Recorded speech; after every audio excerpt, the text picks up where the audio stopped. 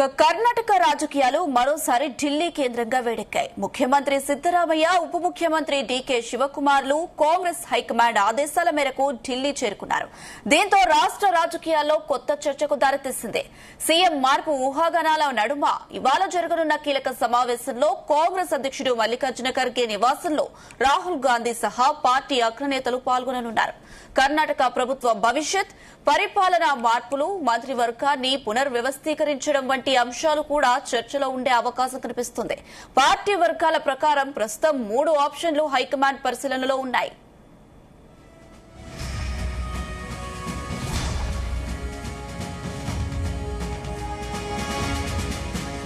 ఇదే అంశానికి సంబంధించి మరిన్ని అప్డేట్స్ మా చీఫ్ న్యూస్ కోఆర్డినేటర్ రాధాకృష్ణ అందిస్తారు. Radhakrishna, good morning Anusha.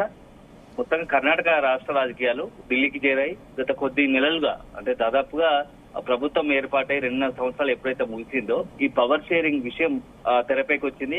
గత 2020 గత సంవత్సరం నవంబర్ లో సిద్దరామయ్య ముఖ్యమంత్రిగా బాధ్యతలు చేపట్టి 2.5 సంవత్సరాలు ముగిసిన నేపథ్యంలో సో ముఖ్యమంత్రి మార్పు పవర్ షేరింగ్ ఏదైతే ఎన్నికల తర్వాత కర్ణాటకలో అసెంబ్లీ ఎన్నికల తర్వాత సో సిద్దరామయ్య, డీకే శివకుమార్ మధ్య ముఖ్యమంత్రి పీఠం కోసం చాలా తీవ్రంగా పోటీ ఉండేది. ఈ నేపథ్యంలో ఆ పోటీ ఉన్న ధర్మిల కాంగ్రెస్ అధిష్టానం ఒక ఫార్ములా రూపొందించింది. మొదటగా సీనియర్ గా గతంలో ముఖ్యమంత్రిగా అనుభవం ఉన్నటువంటి ముఖ్యమంత్రిగా పనిచేసిన అనుభవం ఉన్నటువంటి సిద్దరామయ్యకు అవకాశం ఇచ్చింది. ఆ తర్వాత ఎప్పుడైతే 2.5 సంవత్సరాలు ముగిసిందో అప్పటి నుంచి కూడా డీకే శివకుమార్ తనకు ఏదైతే అధిష్టానం హామీ ఇచ్చారో సో ముఖ్యమంత్రిగా తనకు అవకాశం ఇవ్వాలని చెప్పేసి వీలు చిక్కినప్పుడల్లా అధిష్టానానికి తన మద్దతుదారులతో అధిష్టాన పెద్దలకు సమాచారాన్ని చేరవేసేలా ప్రయత్నించారు. సో అప్పటి నుంచి కూడా కొంత మొత్తంగా పవర్ షేరింగ్ విషయం కర్ణాటక రాష్ట్ర రాజకీయాల్లో కీలకంగా రాజకీయంగా కొంత పొలిటికల్ గా హీట్ పెంచిందని చెప్పవచ్చు. సో గతంలో గత నవంబర్ తర్వాత జరిగిన 2020 సంవత్సరం నవంబర్ తర్వాత జరిగిన పరిణామాల నేపథ్యంలో ఆ తర్వాత బీహార్ ఎన్నికలు రావడం, కొన్ని ఇదే తాజాగా ఇప్పుడు 5 రాష్ట్ర ఎన్నికలు ముగిసాయి. సో ఇటీవల ఈ తర్వాత ఎన్నికలు ఏం లేకపోవడం సో అధిష్టానం కూడా కొంత ఇదే ఇట్లే కంటిన్యూ చేస్తుంది. ఎందుకంటే త్వరలో మరొకసారి నెక్స్ట్ మరొక 2 సంవత్సరాల్లో ఎన్నికలు రాబోతున్నాయి కాబట్టి సో సౌత్ లో కొంత కొద్ది గొప్ప కర్ణాటకలో, తెలంగాణలో కాంగ్రెస్ పార్టీకి మొత్తంగా దేశవ్యాప్తంగా ఇప్పుడు ఎన్నికలు జరిగిన చోట్లంతా తీవ్ర పరాభవం ఎదురవుతోంది. ముఖ్యంగా బీహార్ తో పాటుగా ఇటీవల జరిగిన అన్ని ఎన్నికల్లో సో ఇట్లాంటి నేపథ్యంలో సౌత్ లో కొంత కొద్ది గొప్ప కాంగ్రెస్ కు అనుకూలంగా ఉన్నాయి. కేరళ కావచ్చు, తెలంగాణ కావచ్చు, కర్ణాటక కావచ్చు. సో అట్లాంటి రాష్ట్రాల్లో కూడా ఏదైనా పొలిటికల్ గా ప్రయోగాలు చేస్తే ఉన్నది ఆ పార్టీకి ఉన్నటువంటి ఏదైతే బలాన్ని కావచ్చు లేకుంటే కొన్ని తీసుకునే నిర్ణయాలు రాజకీయంగా నష్టం చేకూరుస్తాయి కాబట్టి సో ఇప్పుడైతే అధికారంలో ఉన్నారు కాబట్టి సో మరింత దాన్ని స్ట్రెంథెన్ చేసుకుని మరొకసారి ఒక పర్యాయం కూడా అధికారం రావడానికి ఆలోచన చేసే కదా వ్యూహాలు పండుతుంది. ఇలాంటి నేపథ్యంలో ఇప్పుడు పవర్ షేరింగ్ విషయంలో ఏదో ఒకటి స్పష్టంగా ఇద్దరు నేతలకు సిద్దరామయ్య కావచ్చు, శివకుమార్ కు స్పష్టంగా ఏదైనా ఒక నిర్ణయం ప్రకటించాలని అనుకుంటున్నట్టుగా తెలుస్తుంది. ఎందుకంటే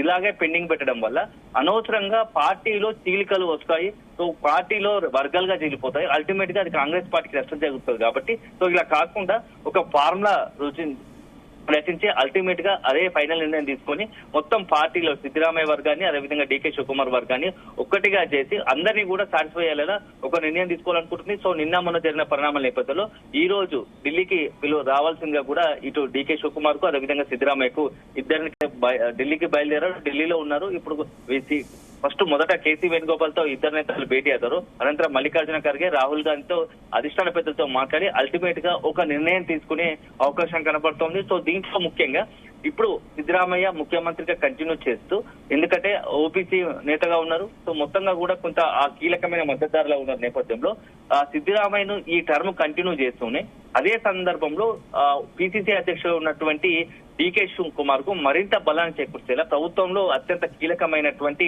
హోంశాఖను కూడా అప్పగించాలని చెప్పేసి ఇటు అధిష్టానం భావిస్తున్నట్టు తెలుస్తోంది. సో ఒకవైపు నంబర్ 2, మరోవైపు నెక్స్ట్ మళ్ళీ వచ్చే ఎన్నికల్లో పూర్తి స్థాయిలో డీకే శివకుమార్కే ఎన్నికల బాధ్యతను, ఎన్నికల విజయాన్ని అప్పగిస్తూ ఎన్నికల్లో విజయం ఖచ్చితంగా వస్తే మాత్రం ఆ టర్మ్ నువ్వే ముఖ్యమంత్రిగా ఉంటావు అని చెప్పేసి ఒక భరోసాని ఇవ్వాలని రాహుల్ గాంధీ ఆలోచిస్తున్నట్టుగా తెలుస్తోంది.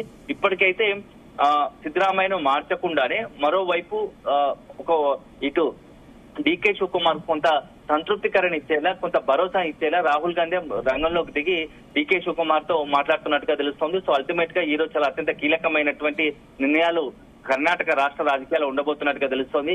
ఏమాత్రం పొరపాటు జరిగినా ఒక వర్గంగా ఇతర అటు బీజేపీ వైపు లేకపోతే ఇంకో పార్టీ వైపు చూసే అవకాశం ఉంటుంది కాబట్టి అలాంటి పరిస్థితి రాకుండా ముందస్తు జాగ్రత్తగానే ఎన్నికల ముందే ఈ అంశాన్ని మొత్తంగా కూడా పూర్తి స్థాయిలో ఎక్కడో దగ్గర దీనికి ముగింపు పలకాలని చెప్పేసి ఆలోచనలో అధిష్టానం ఉంది. ఈ నేపథ్యంలో ఇద్దరు పిలిపించారు. సో ఈ రోజు రేపు 2 రోజులు చర్చ జరిపి అల్టిమేట్ గా ఒక నిర్ణయాన్ని తీసుకుంటారని తెలుస్తోంది. సో హోంమంత్రిగా డీకే శివకుమార్ కు అవకాశం ఇవ్వడంతో పాటు అతని అనుచరులకు సంబంధించినటువంటి 8 నుంచి 10 మందికి అత్యంత కీలకమైనటువంటి క్యాబినెట్ లో మంత్రి పదవులు ఇస్తారు అని చెప్పేసి ఒక చర్చ జరుగుతోంది. సో ఒకవేళ ముఖ్యమంత్రిగా అవకాశం తనకి ఇవ్వకుంటే క్యాబినెట్ లో తన అనుచరులైనటువంటి తన ఎమ్మెల్యేలుగా ఉన్నటువంటి తన వర్గమైన ఎమ్మెల్యేలకు అత్యంత కీలకమైనటువంటి పదవులు మంత్రి పదవులు ఇవ్వాలని చెప్పేసి ఒక షరతును పెట్టినట్టుగా తెలుస్తుంది. సో దానికి అధిష్టానం సూచనప్రాయంగా అంగీకారం తెలిపినట్టు తెలుస్తుంది. అల్టిమేట్ గా ఈ రోజు రేపు 2 రోజుల్లో ఒక నిర్ణయం తీసుకొని పూర్తి స్థాయిలో కర్ణాటకలో జరుగుతున్నటువంటి పవర్ షేరింగ్ కి సంబంధించి ఒక ఎండ్ కార్డు వెయ్యాలని చెప్పేసి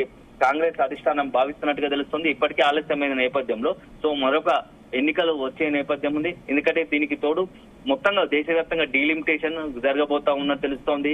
సో అదే జరిగితే నియోజకవర్గాలు పెరుగుతాయి. సో కొంత కుల ప్రభావం కర్ణాటక రాష్ట్రాల్లో లింగాయత్ ఇవన్నీ ప్రభావాలు ఉంటాయి కాబట్టి సామాజిక వర్గాల ప్రభావం ఉంటుంది కాబట్టి ఇప్పుడు ఎవరిని డిస్టర్బ్ చేయకుండా ఈ ప్రభుత్వాన్ని ఇలాగే కంటిన్యూ చేస్తూ కొంత కీలకమైనటువంటి మంత్రుల విషయంలో మార్పులు చేర్పులు చేస్తూ ఇటు సిద్ధరామయ్యను అటు డీకే శివకుమార్ ఇద్దరిని సంతృప్తి పరిచేలా ఒక నిర్ణయం తీసుకొని అల్టిమేట్ గా కాంగ్రెస్ పార్టీది మళ్ళీ వచ్చే ఎన్నికల్లో కూడా అధికారంలోకి తెచ్చే విధంగా ఎలాంటి ప్రణాళికలు రచించాలో కొంత అధిష్టానం వీళ్ళకి గైడ్ చేసే అవకాశాలు కనపడుతున్నాయి. సో అల్టిమేట్ గా చూడాలి అధిష్టానం తీసుకున్న నిర్ణయానికి సిద్ధరామయ్య ఓకే చెప్తారా లేకుంటే డీకే శివకుమార్ ఏమంటారు అనేది మాత్రం అల్టిమేట్ నిర్ణయం తీసుకున్న తర్వాతే మనం దీనికి సంబంధించి వాళ్ళ రియాక్షన్ ను చూడాల్సి ఉంటుంది. Right, thank you Radhakrishna.